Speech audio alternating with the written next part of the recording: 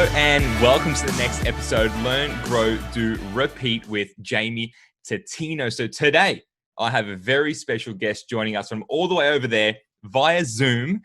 She's the founder of the GoodnessMe Box, Australia's largest health food sampling service, designed to get people excited about eating clean, nourishing their entire body with whole foods, and joining obviously the wellness movement as well. Born and inspired of her own struggles, the GoodnessMe Box was created out of a passion for eating clean, and also to serve her own health and well-being. In 2020, she was a finalist for the New South Wales Telstra Business Women's Awards. In 2018, she was listed in the Smart Company 30 Under 30. 2017, she was a finalist in the Lorna Jane Active Living Awards. In 2015, she was a finalist for the League of Extraordinary Women Entrepreneur Awards. GoodnessMe Boxes turned over $1 million in its first 12 months. And since then, it's moved into sampling boxes for kids and in the beauty box space as well. We have the incredible Peta Shulman. Thank you. Good morning and welcome to the show. Good morning, Jamie. Thanks for having me. My pleasure. My pleasure. We're going to get stuck straight into some rapid fire. I haven't pre-framed you about this at all. So I know that you're shaking in your boots as we do. So it's quick questions, quick answers. Let's get started. Favorite song right now? Oh gosh, I mean, this is hard. I'm not a music person at all, and the first thing that pops into my head is Santana from when I was little. That song's smooth. Yes, that is a great song. Yeah. Wow, that is. I'm gonna have to play that on my playlist. That is incredible. I feel old now. No, definitely not. I love that song. Favorite song to get pumped up to? Oh, that song. I don't know what it's called. I Can't Wait for the Weekend. But if I'm driving and it's like the end of the week and that's going. Perfect. Got it pumping in the car. Favorite movie? Notting Hill. Notting Hill. Favorite book? Favorite book? The guy who wrote Nike by Nike Shoe Dog. Love that book. Yeah. Phil Knight. Go-to meal? My go-to meal, I love salmon. My friends tease me about it. My best. How do you cook your salmon? Pan fried. Pan fried. There it is, guys. Salmon pan fried. Love it. Favorite TV show?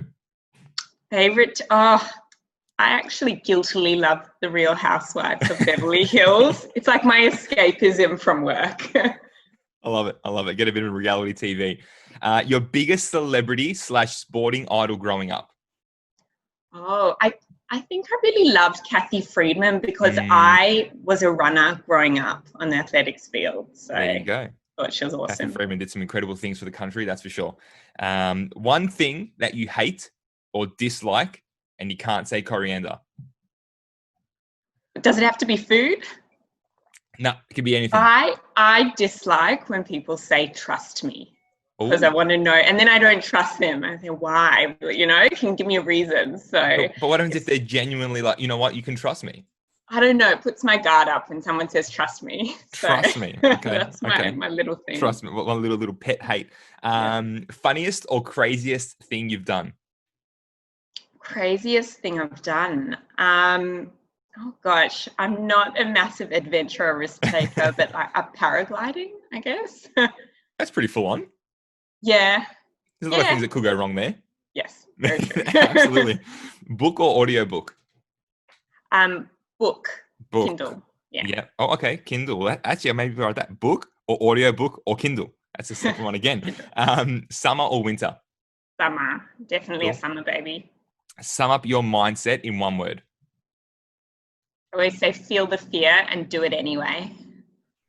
So that's how you break the rules, guys. One word and add about 5. Feel the fear and do it anyway. I love it. Proudest moment for you personally and in proudest moment professionally?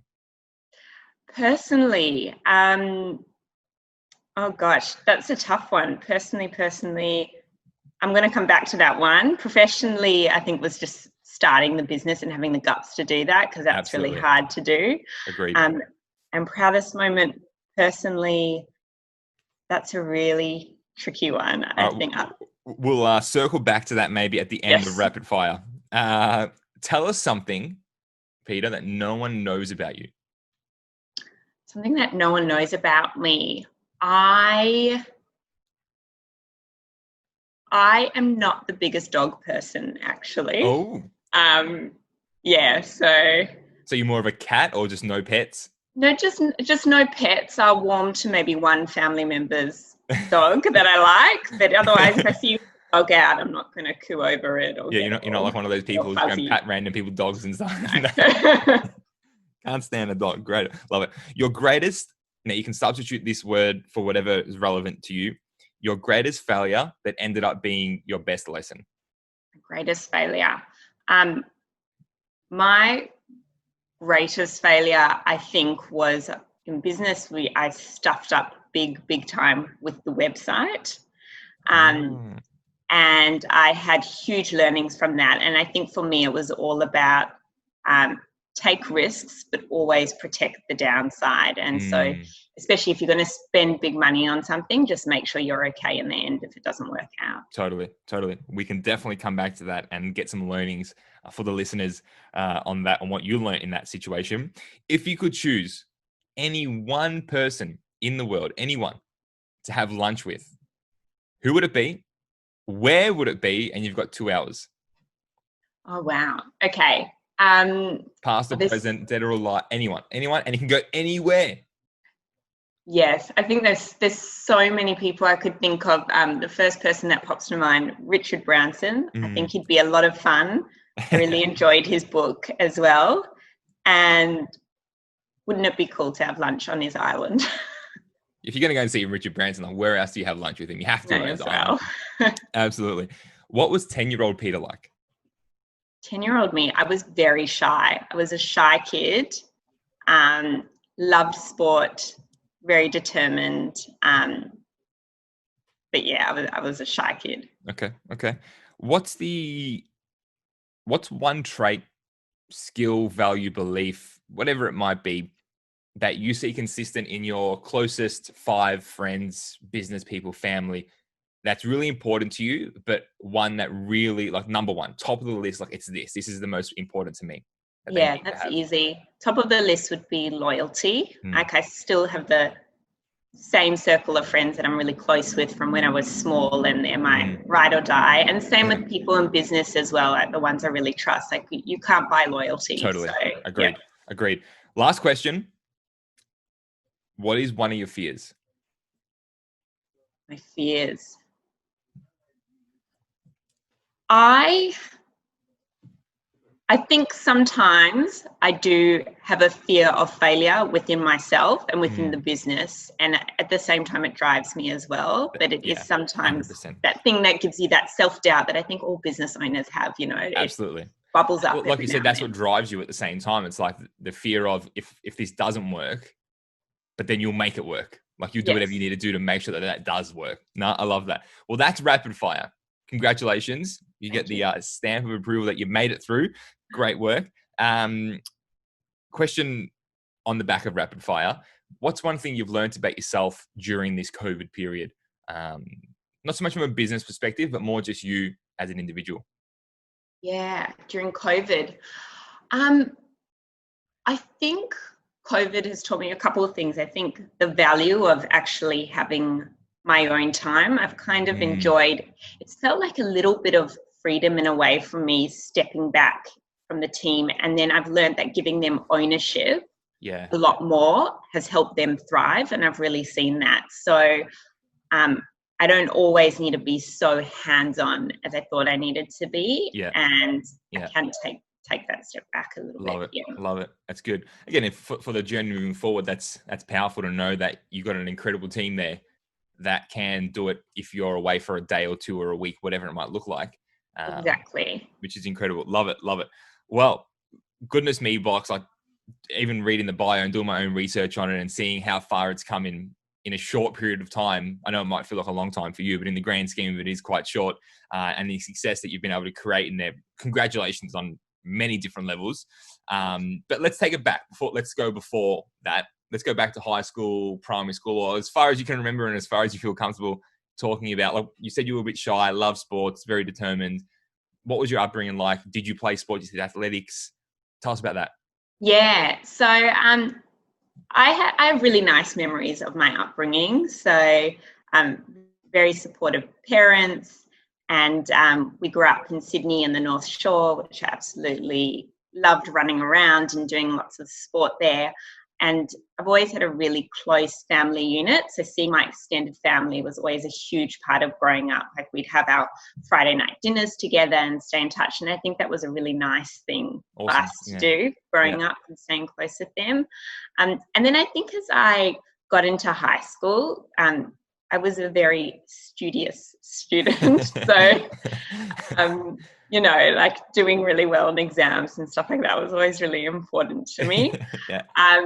But then I think as I went throughout uni, I kind of took a step back a bit and kind of realized what I was actually good at towards the end of uni. I think it was great. I worked really hard, but I think I started to notice, rather than trying to book learn so many things, when you actually get out there and intern and 100%. Get in the real world, what you're good at. Yeah. Was going to uni or getting the high grade, was that something that you just brought out of you, or was that from family, or was that just, you know, you in your head saying, I want to be the best, I want to be better? Did you have that mindset then?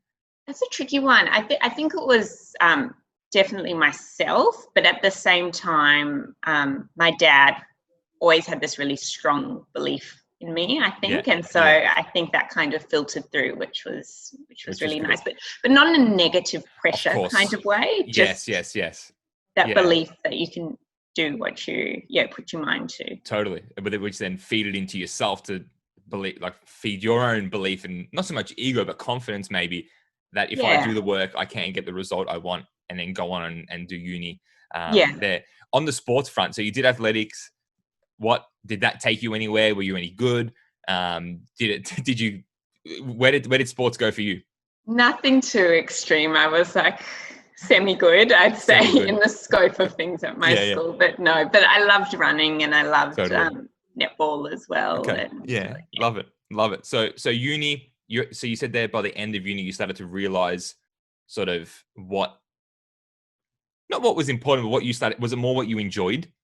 Yeah, well, I think it was interesting. At uni, I'd work really hard, and my grades were just like, okay, you know, which I wasn't used to, because school, I found uni tough in that way. But I started interning at public relations agencies from my first year, as soon as I got in there.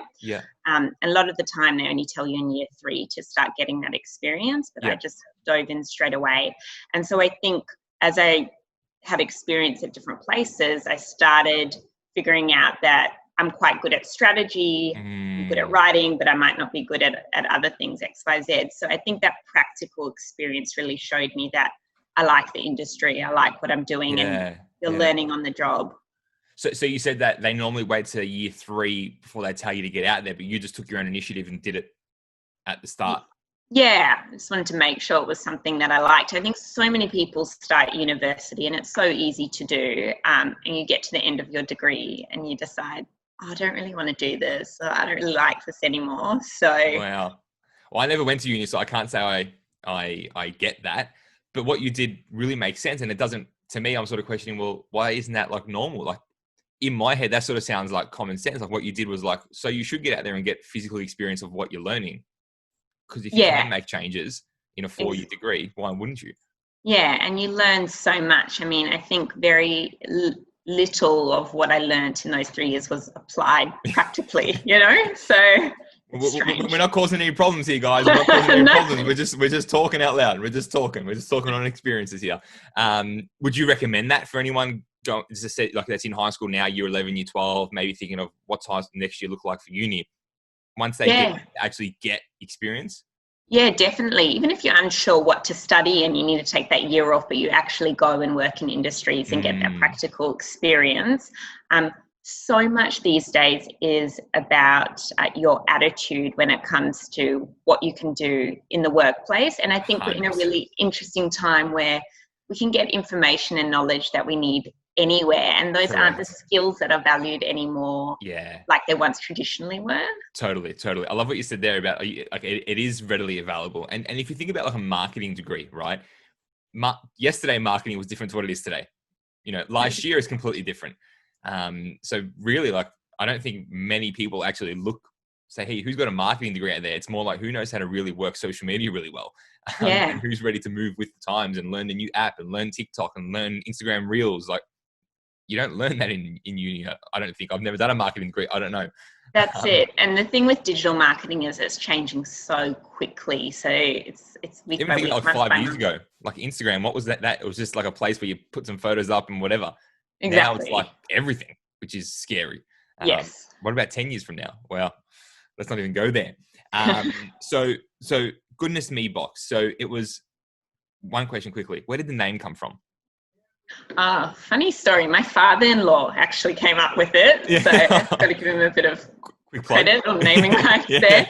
I had another name and I was working in PR and I found out that someone else was launching a gifting box business, something similar but different, Yeah. with pretty much the same name. And so I had paid for all my materials and No. I had to decide to reprint everything and redo everything for about $3,000. And I mean, at the time, that was a lot of money to me because I only Absolutely. had $20,000 to Yeah. invest in the business. So, Wow. so the name changed like 2 weeks before launch. Can we ask what your original name was? It Or was Nourish Me Box. Okay. Yeah. No, what you got's better. Goodness me, Box. Thank Worked you out. to your father-in-law. Well done to him. Lucky he was there on that day. So how did it all begin? Because I know you had your own sort of personal journey to get through, which sort of led onto the back of that. What was that moment in time for you like? Yeah, sure. Well, so I was working in PR that I mentioned, but I've kind of just gotten my first full-time role. Uni had just finished. Yeah. And it was at that point I started getting really sick. And this carried on for about 3 years. The doctors just couldn't figure out what was wrong with me. I had fatigue, achy limbs, headaches. I couldn't think properly. I just wasn't functioning at my optimum. I was kind of in pain every single day. Right. But enough that I could still get up and go to work. Yeah. And when you feel like that, it kind of becomes normalized over a period of time. You just think, oh, this is my normal now. You forget what it's like. So to have full energy. Yeah. And then I was finally diagnosed after 3 years with an autoimmune condition. So I was almost relieved. I was like, great, it makes sense. Kind of when you have an answer. Correct. Yeah. But the doctor at the time told me that there was nothing I could do to manage it other than go to hospital once a month for the rest of my life and get these protein antibody transfusions to keep my energy levels up a little bit. And so I was 24 at the time. I was really devastated to hear that. I didn't want to feel like a patient in and out of hospital. Yeah. And I woke up the next morning pretty angry, actually, and I decided that I didn't want to listen to him and I wanted to find another solution. So I started researching and seeking advice from another practitioner as well. But one of the first things I was told to do was to cut out foods with artificial and processed ingredients. So the goal was to reduce inflammation in my body. And I started wandering into the supermarkets, reading the labels, and I just couldn't find anything with ingredients that I didn't, or that I could understand. And I was finding these products in health food stores, and they tasted so good. And I thought, why do people not know about these? So, having a background in PR, this idea started forming. Well, what if I can help market and promote these amazing brands? And then get other people as excited as I was getting about all these health products. And so the idea of GoodnessMe Box formed to send out this sampling subscription box that was a surprise. It's about discovery and getting people into the health market, but nothing to do with dieting or restrictions. It's just let's eat food made from real food, you know? And it sounds so simple, yet the food industry makes it so freaking complicated for all of us. Yeah. I love that. So then it just sort of, you had the idea when you were still working in PR, like you had the full-time job. Did you quit on the spot and be like, I'm going out? Or did you half sort of do both at the same time? Like, how did you transition? I did quit. So I worked on a plan for, I think it was 3 months. I went away. I went on a hike to South America for about 5 weeks. And I thought, when I come back, if I'm still excited about this idea, I'm going to resign and give it a go. And that's what I did. I resigned, gave myself a couple of months until launch to plan the marketing, and just went out with a bang. So when you resigned your job, you didn't have anything. Like, you didn't have the model. No, I had the idea. Had the idea that I'd started building the website. So that started with an agency and forming the design. So that was all in the process. It was more the marketing launch plan that I needed the time to execute. Between then and launch. Which that was your background, which is what you had done. Yes. Wow. So that was roughly, you said 2014? Yeah. Wow. Yeah, 6 years ago. How cool is that? So just so back to your health journey, you seeked another opinion. You started eating the better quality food with none of the funny stuff in it. How did you personally go on the back of that? Like, did you get better? Did it make a difference? I'm guessing it did. Yes. So, and I always forget to mention this part as well, because I get so involved in the story. Business is like, let's talk.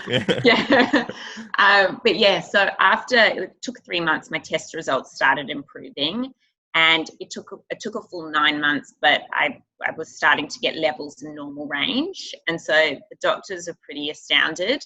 But I think with an autoimmune condition, I could never say it's something that you can cure. You always have to manage it. I still do, but it just allowed me to function like a normal person.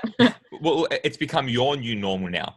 Like you sort of said earlier, like you thought that was the normal, but you've changed your normal to eating this style of way, which makes you feel better. So it's a win. Like, that's awesome. Yeah. And there's nothing as good as when you have full energy. Totally. Like when you lose that and every day feels so hard. It's sluggish. It's just like, And now the fact that you can do it by actually giving and sharing to thousands of other people, that's pretty cool as well. So 2014, you think, okay, cool, I'm going to do this thing. 2 or 3 months in the marketing campaign to get it live. How did it go coming at, where were you as fully designed and ready, like with beautiful boxes and all the brands? Like, how did you get all that part set up? Because even for me, like, this is a little bit of a selfish question, because I'd love to know like how you even got started. Like, how did it go? Like, what was that first month like? That first month, I just started cold calling brands. I didn't have connections with them, but pitching to them the idea. I was nobody to them, you know. So I always say I'm so thankful to those first few brands that believed in the idea, and I met up with them and got them on board as well. So I just put myself out there. Totally. I guess. Was that maybe you had like a little bit of confidence from the PR work, or was there still that lack of confidence, like you said, because there was nothing there. There was no brand. There's no results. For sure. I mean, my bread and butter, my skill is partnerships. So, totally, with PR, like you're there and you're getting on the phone and you're pitching to people and convincing them why they should publish a story about something that you think's really interesting. So, that skill. And I think that's really important when you're starting a business, knowing what are you good at and use that to your advantage, but then getting help from other people in the areas you don't know. Like, for example, finance was not my key skills. So getting advice on that side. Correct. That's normally the entrepreneur thing. When they're not really good at numbers, don't worry about looking at the numbers. Don't worry about the spreadsheets. Don't worry about it. Let's just get out there and make some sales. Love it. So you got started. What were some of the biggest challenges with launching, like, that you came across? With the launching, you mean the actual execution on the... like even just getting it out there. Yeah, things that you didn't even think about. Like, wow, like you might have had like maybe the website. Yes. Anything else? So we had a really amazing launch that doesn't always ordinarily happen, but the marketing plan worked almost a little too well, and we sold out within a week, and we had over 10,000 followers on Instagram, and it just built really quickly, and we sold out for 6 months consecutively. But the stuff I hadn't thought about that I had to do on the run was I packed the very first boxes and then thought, oh no, I need a warehouse. I need to think about the operations. I need to think about the system. And then we started selling all the subscriptions 2 months in advance, which was very, very bad idea for the website. And that led to a whole lot of problems down the track. So I think on the tech side, I wasn't prepared for that either. And the last thing was as well, I needed help with customer service suddenly, and just building a team throughout that 6 months as well was very new for me. I love what you said there. It was sort of like the marketing worked too well. And then we sold out of boxes, and that's a great problem to have, you know. But so you nailed your part of the deal, was the marketing and getting it out there and getting people to know what it is. But then we needed the manpower to deliver it and get it out there. And it almost came back to bite me about 1.5 years later, because the pre-selling messed up the website in a way. It was great, but then it kind of held me back 1.5 years later. So totally, a lot of headaches to handle later on, which came up. Were you first? So you said there was someone else about to launch. Like, were you one of the early ones with the sampling box idea to market? Yeah, so we were the first. There were beauty boxes out there. Okay. So, and we'd look at those as well in the US. So that's what I kind of looked at for inspiration as well. Birchbox and things like that. So they were definitely inspiration, but first in the health space. And I think that was great, being first to market as well. Definitely has some advantages. Absolutely. Because you hear a lot of people sort of say that you don't want to be first to market. Is like some, you know, and they promote that. I can relate, because with real food vending, we were definitely first to market to having healthy alternatives with fresh meals in a vending machine. What were some of the challenges that you had to face as first to market? Yeah, sure. I think in Australia, the concept of a subscription 6 years ago was something that a lot of consumers didn't understand. And now it's very common and familiar. And I think companies like HelloFresh and Marley Spoons and those subscription meal deliveries have made it very known. But back then it was kind of like, I know from the research I did in America, they were very familiar. Okay, I'm going to get billed every month, or, you know, and it continues. I think that was something difficult in Australia to understand. So I think that was definitely a learning curve. And then even the health food market. So agreed. When I worked in PR, before then, like even the year before, to get a story across the line to a journalist about the benefits of turmeric, gut health, like it was really hard. They thought it was this woo-woo alternative stuff. So I've definitely seen us as a community come a long way in terms of understanding that. I think we're more educated than ever before. Like, you know, people are doing their own research on, and I think they're really starting to join the dots and experiencing that better feeling, that energy that from eating the right foods, from choosing better options. Yeah. I mean, my real gripe is with the food industry, who just make it so difficult sometimes. And I mean, an example is there's over 300 different names for sugar out there.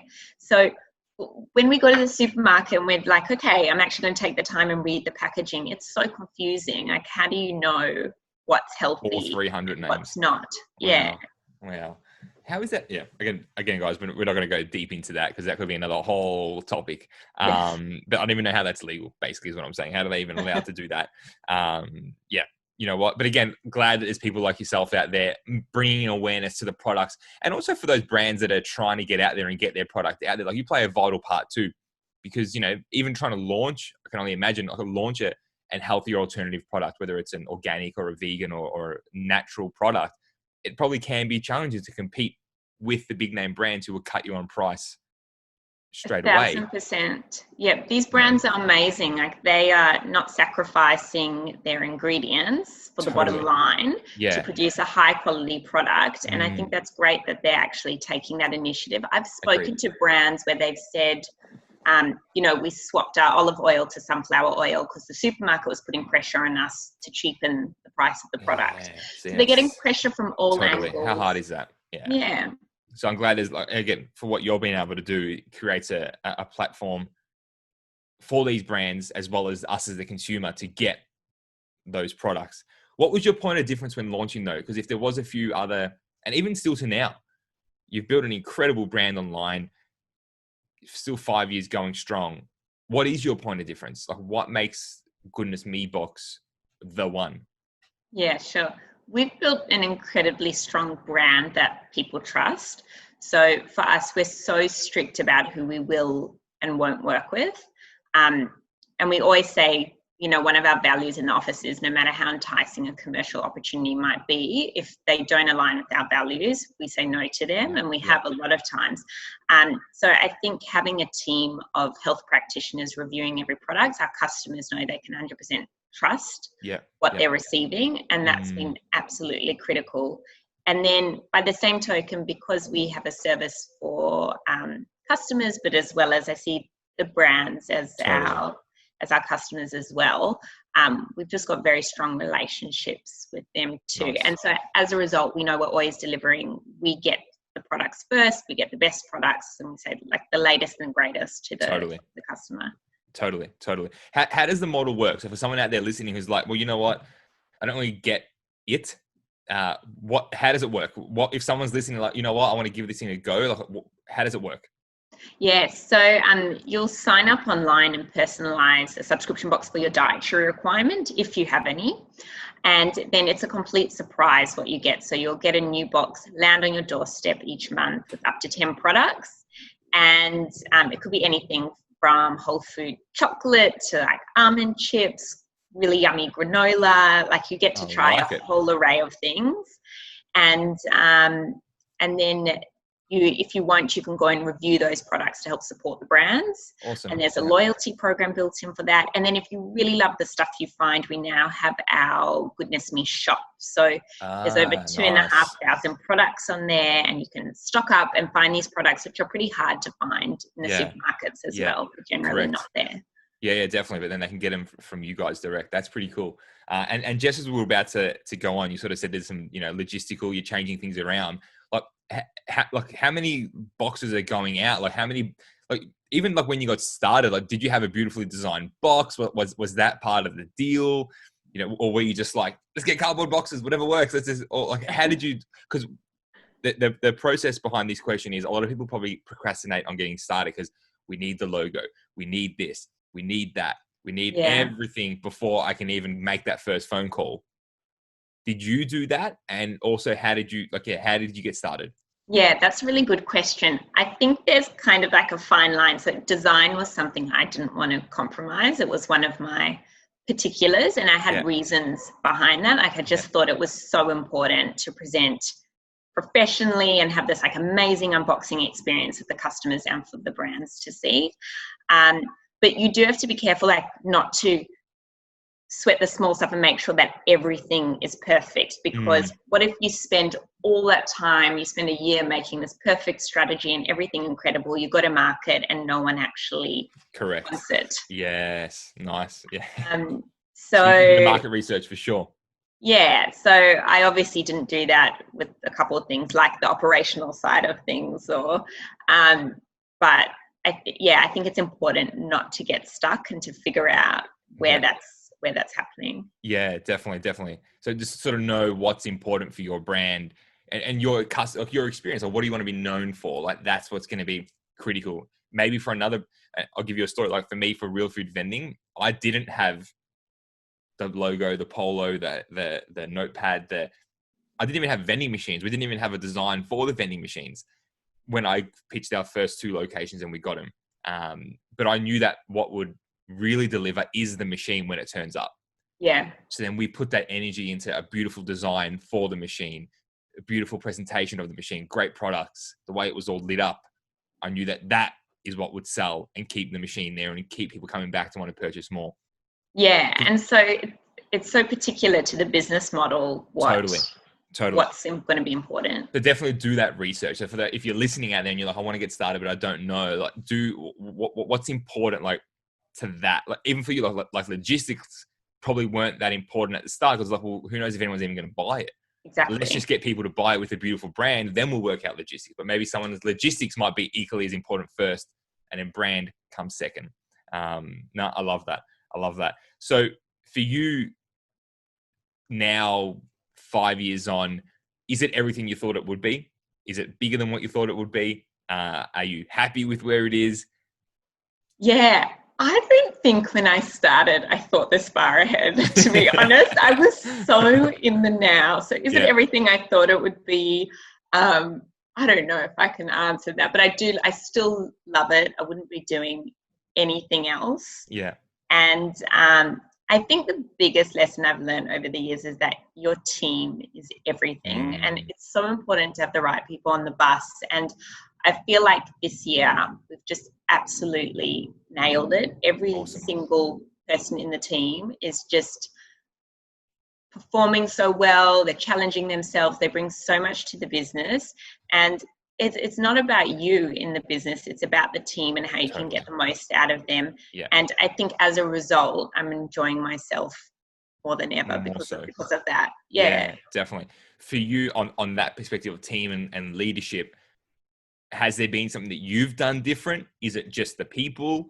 Is it, can you, I don't want to say put it down to one thing, but again, like if there's anything for the listeners out there to learn, like from a leadership perspective, is there something that you can say, well, I think this has been the major impact? Yeah. First thing that comes to mind is ownership and trust with people. And so I've seen that the more I do that, the better performance and results and commitment I get from the team. But I do genuinely trust them and want to give them that ownership as well.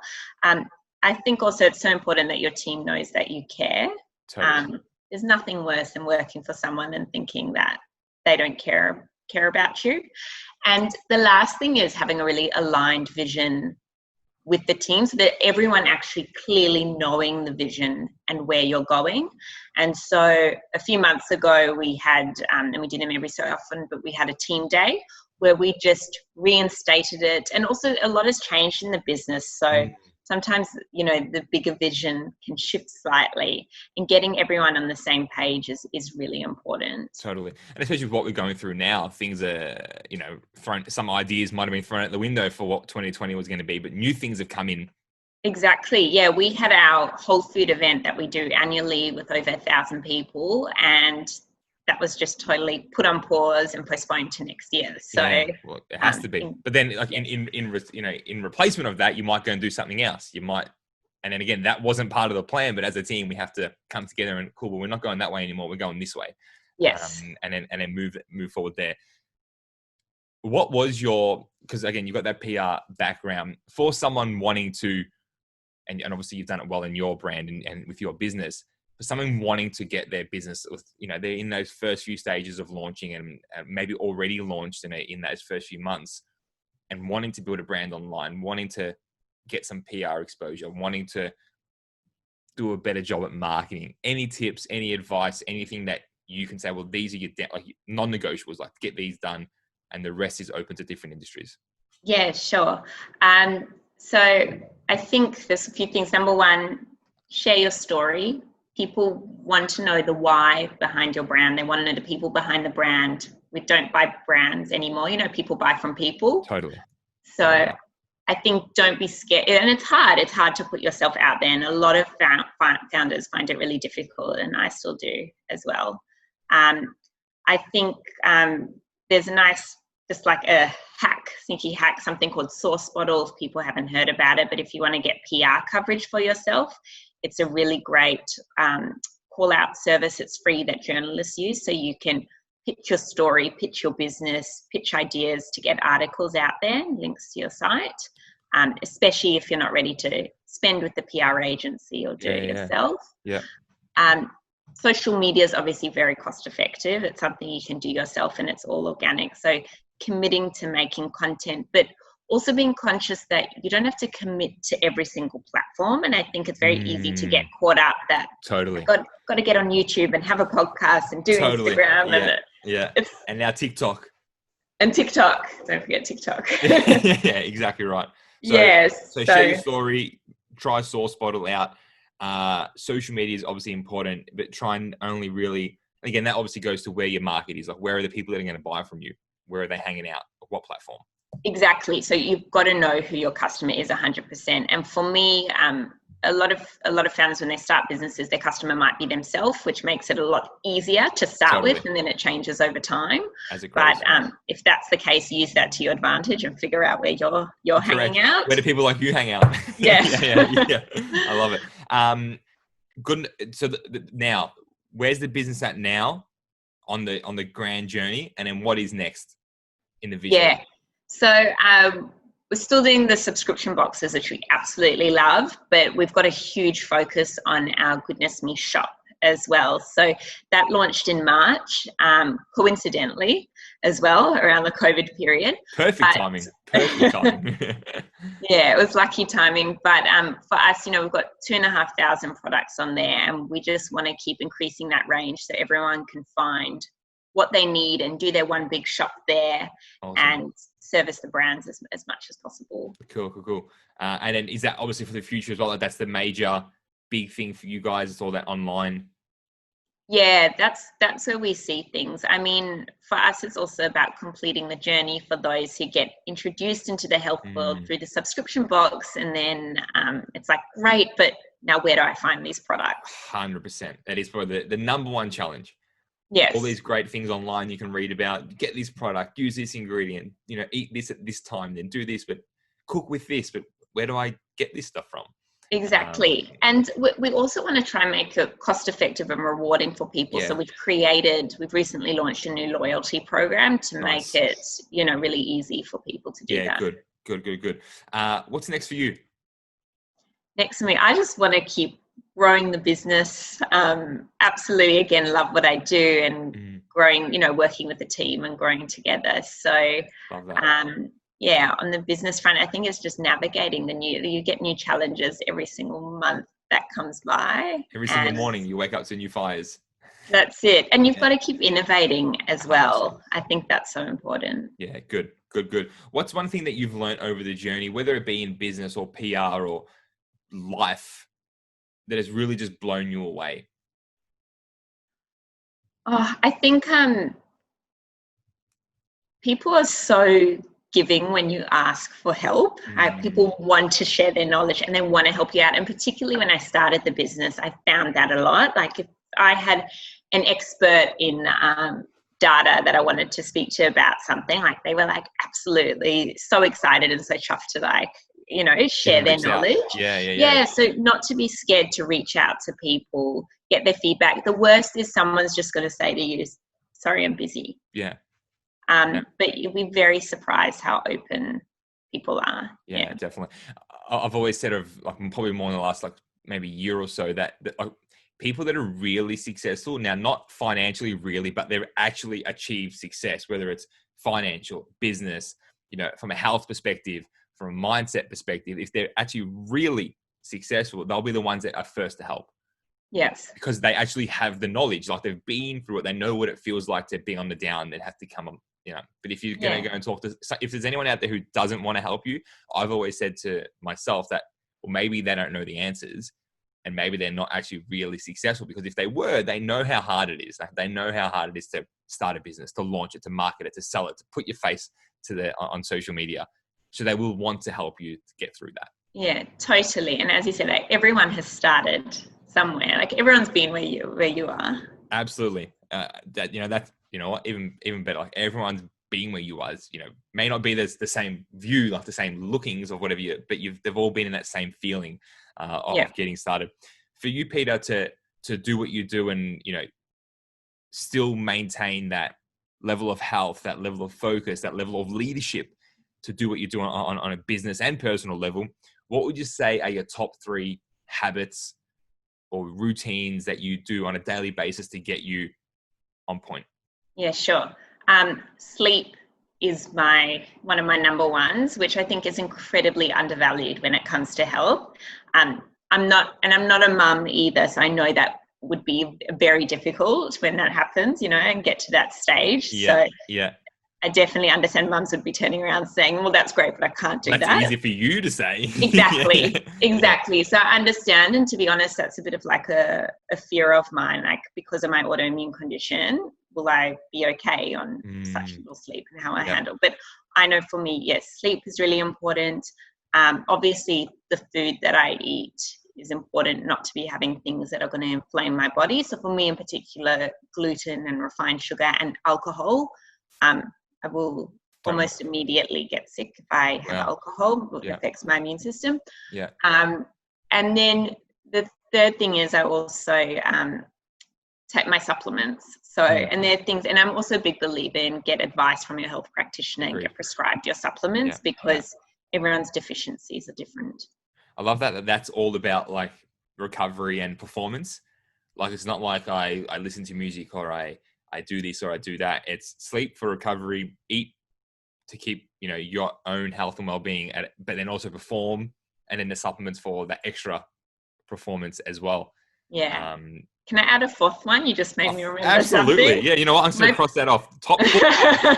My fourth one is walking, which is almost like my form of relaxation and meditation. And so I walk a lot in the mornings before work. It's a huge part of my routine as well. So, but I don't feel like I need to do, and it's just for my body, but the super high intensity exercise, because that doesn't work for me.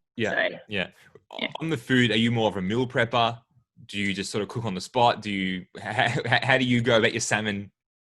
No, I'm very much, I will cook on the spot and open the fridge and the pantry and see what's there. I'm not so organized when it comes to my personal life. With work, I'm great. But all across it. Yeah, definitely. I love that. Do you remember a moment, this is probably more of a business question now, with GoodnessMe Box, that you sort of said to yourself, like, shit, like this is real now. Like it's here. It's real. It's big. People are buying it. Like, do you remember that moment? Yeah, I think it was when we were packing the boxes, like the first order, and we had these really labor-intensive stickers that we were putting on time after time. And I'll never forget, I was actually using my parents' downstairs room because I just didn't have a place to put them. And my dad came downstairs and he's like, let me help you, like I'll give you a hand. And he picked up one of the boxes and just absolutely crushed it while he was trying to put the tape around it. I just had to say, I was like, Dad, please stop, you can go upstairs, I'm good. I'm all right, he was just trying to help, but like. Of course, just destroyed someone's subscription box. Someone's going to get this mushed up box and it's like, what happened here? Oh, my dad, you know, he got a bit excited. Oh, that's cool. Is this sort of, growing up, did you think you'd be in business? Like, is this where you thought you'd be, sort of leaving high school, getting into uni? Not at all. I suddenly got this idea I never had a desire to start a business. And then when I finished uni and I got that first PR job, I remember in the interview, she said, well, what do you want to do? And I said, well, I want to start a PR agency like you've done one day. And so I don't really know where that came from suddenly. And I'll never forget, even after I started GoodnessMe, someone that I was friends with said to me, I'd never imagined that you'd start a business. And I remember always thinking, oh, why would they say that to me? Is it because I'm actually a bit more quiet than someone else who might be really like loud and forceful and that's just not my style.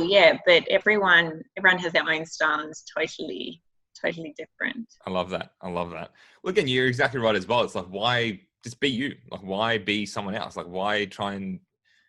I'm glad now that entrepreneurship, I think maybe like 3 or 4 years ago, entrepreneurship was like, oh, whatever, you're going to start a business.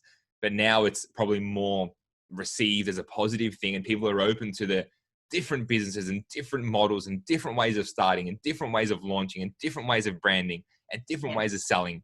And people are getting behind that. Yeah. A lot more as well. There's so much you can do. And I also heard something like 70 or 80% of millennials have a side hustle these days. Wow. This huge number of people doing their own thing to generate cash on the side or to potentially start a full-on business. Yeah. That's cool. And even think about like 20 years from now, like that millennial, like, you know, people in the age of say 18 to 25, like probably 98% will have a side hustle. Yeah. That are doing it now, like where would they be? Yes. I think the entire way we live and the way things work and what the second half of life might look like as a 40, 50, 60-year-old will be for the millennials and even us will be completely different because like we've started like that whole business world so much sooner. Yeah. You know, and we've been exposed to completely different things. Yeah, it'll be so different. And I mean, our parents' generation was the idea was you stayed in a job for 20 years or longer. It's just... Absolutely. You know, people come and go after 2 years, they're onto something else. Yeah, now like 2 years is, if you stayed at a job for 2 years, like you've done it right. Normally it's 6 months. Like, yeah, no, I'm out. I'm here. I don't like it here. I'm next. That was not an option I had growing up. It was like you have a job and you keep that job until. So I broke all the rules by quitting. construction. Not so much what makes you special, Peter, but why you? Why have you been successful with this? And the reason I ask that is because there's probably other people out there who have tried. High five to them, but why have you really dominated? Like, what have you done? Why you personally? Yeah. This is a hard question to answer about yourself. So I'll say, I might say something that someone has said to me, and that's the word grit, which I love. I love that word. And sometimes it's not that you're the best at what you do, but you've just stuck at it the longest. Yeah. And in those hard times when other people might have quit, you've held out and you've really pushed through. Yeah. And so I think that's so important as well, just to have that grit and that perseverance and tenacity, because it's not going to be easy, and difficult things happen all the time. And sometimes you just think, what the hell am I doing? I feel like I'm going crazy, and you've just got to stick with it. Yeah. Yeah. Okay. I like that. I guess you were just consistent enough. Like, you just kept turning up, even though after that, 1.5 years in, where it was a bit hard, you're like, doesn't matter. We're going to keep pushing through. We're going to keep showing up. That's keep playing our part. Yeah. Love that. Last question. Was there something that someone ever said to you, whether it was directly like voice like this or an email or whatever, something that someone ever said to you that has stuck with you, and you draw on it? I do have something. Someone once said to me, stop getting distracted by all the shiny new things. And I think when you're running a business, it's so easy to get excited about all the new things and the possibilities that you can do. Totally. And then you stop focusing on the main thing. Yeah.